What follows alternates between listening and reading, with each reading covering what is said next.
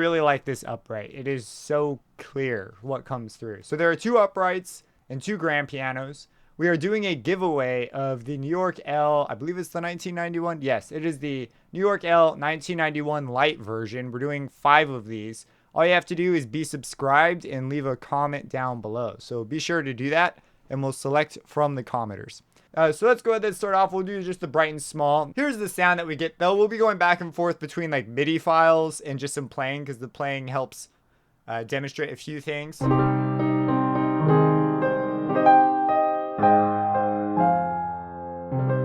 You get that, you can tell it's an upright. You have a little bit of that pitch warbliness in there to some extent. So you have a mix. This mix specifically controls the mix between these different mic positions. So most of them have 5 mics. I believe one of them has 4. But you've got these different mic positions here, and you can pick where they're going to be. And when you do this, it's going to have to load the samples. So you click, it loads the samples, you get a new sound.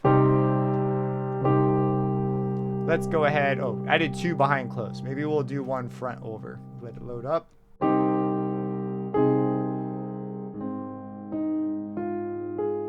Let's do another. Let's do front under. And let's change behind close to front over. So we're in front.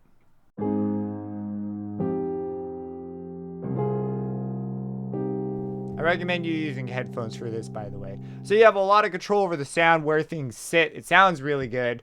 And if you click on these down arrows, that's what brings up these extra menus, by the way. The first time you load up, you're just presented with the logo. So you've got a mix control. This is the mix between the 2 microphones. So they say multiple mic positions, but you only actually get a mix between 2 of them. So keep that in mind. There is a reverb that is off by default on most of the patches. Depends on the patch.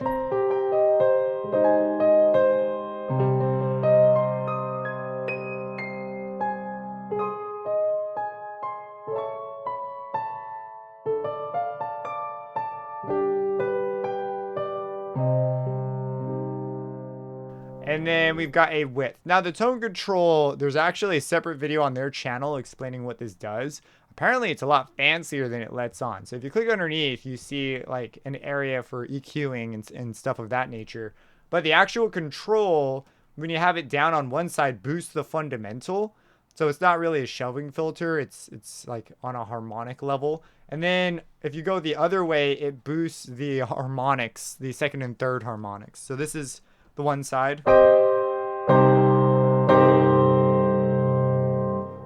And here is the other side.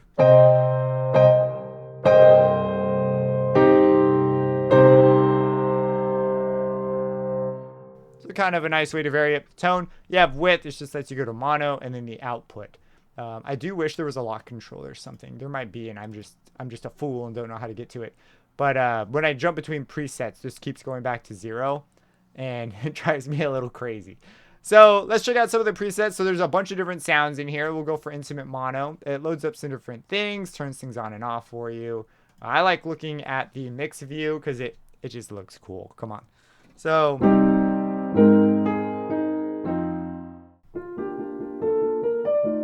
there is a release gain setting here.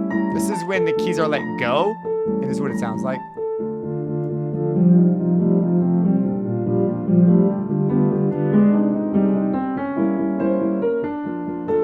Resonance for each sample.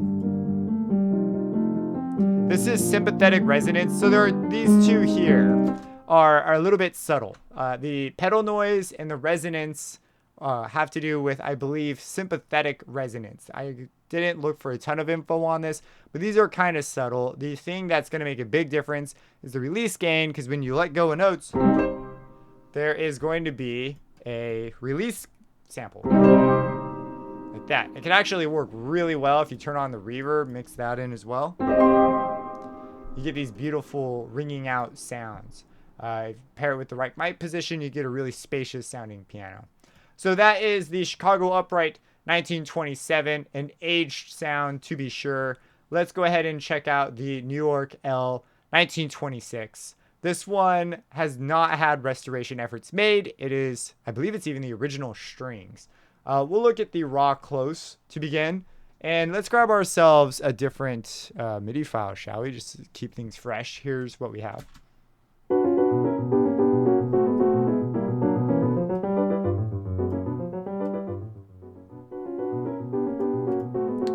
We have empty here. Let's choose mid-side.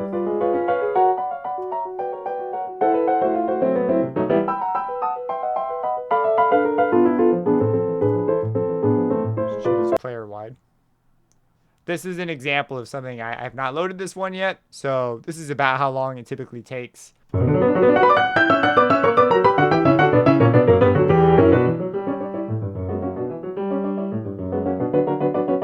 That's a nice mix control. These two work well. You could try turning up the release. Maybe mixing in some verb. Give it a more lively sound. Lighter sound, maybe. Bring the width up. There are some interesting options here. If we look, there is a delay for mic B. We have dynamics. This is just how much the velocity information is allowed to affect the actual volume of the samples. And then the sustain is going to be most noticeable when you hit the pedal, the sustain pedal. So if I have the sustain down and I hit a key, it will have a tone that lasts a certain amount of time. I'm not really sure how to say it. Just listen to it. This is the initial key hit, the really bright initial hit. And then if we turn the sustain up and do the same thing.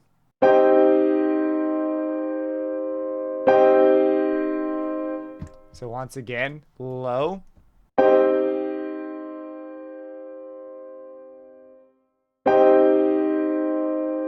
So you can hear what that's doing. Here's the 1991. This one has had restoration efforts made. Let's just hear a couple of the mic positions.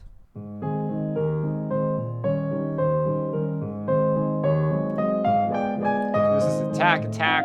Let's try close and hard.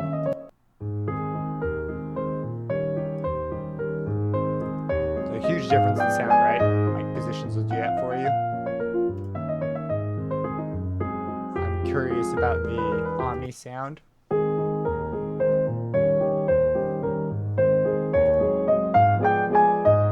Underneath.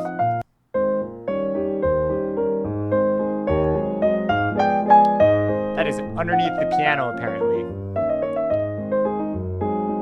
It sounds so good. You'd be surprised how good under the piano can sound. Like, it's almost like you almost don't believe it, but I've done quite a few recordings. We'll stick some Coles 4038s underneath the piano, and it just sounds good. You'd be shocked at how good it sounds. It can work great with like a KM184s off to the side. Oh, it can work so good. KM48s have a real sparkly tone to them.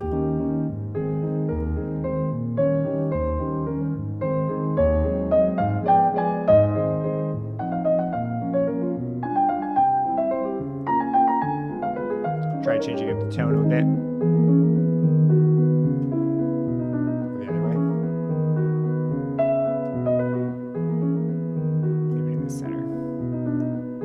Maybe we make mic B.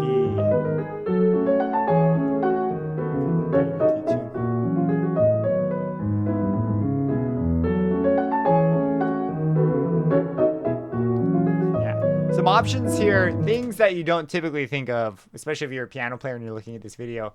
You can automate these things, have them move around, and you get those like lovely old-timey sounds just by slowly moving this back and forth. So that is the New York LL 1991. And then finally we have the brand new, brand new is relative. It was made in 2021, very new compared to these other ones.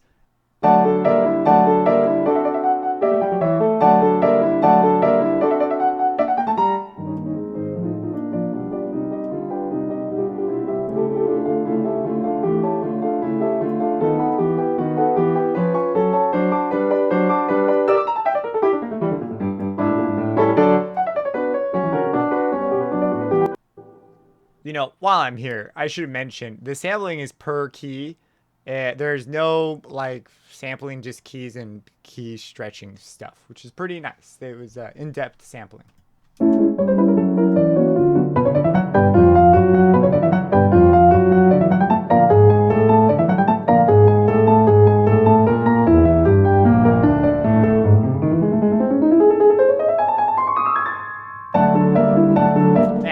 know if it's just this piece, but I feel like the uprights just sound so good. I like them so much. I don't think okay, that's not true. I like the upright I physically own more than some grand pianos I play.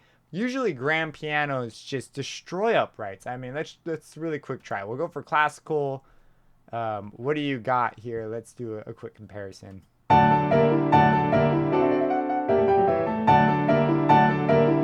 Maybe it's just the more intimate sound. Like this is obviously a much grander sound. Let's try, do we have close and hard? Let's try close and hard.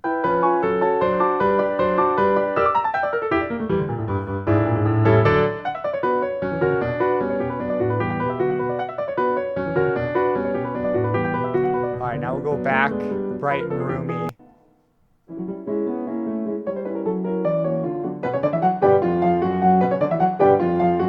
I don't know. I think I like the upright more. They have demos. You could compare them there. It'd be neat to have like some side-by-sides that you could just hear them one right after the other, kind of like this. But yeah, so that's the pianos. Very cool. They sound great. Excellent. If you have any questions, let me know. Subscribe and leave a comment in order to be entered in that giveaway. And they are on sale right now, bringing down the grand pianos to $29 and the uprights to $19. So really, really good deal there. Subscribe and hit that bell icon for future videos, and have a blessed day.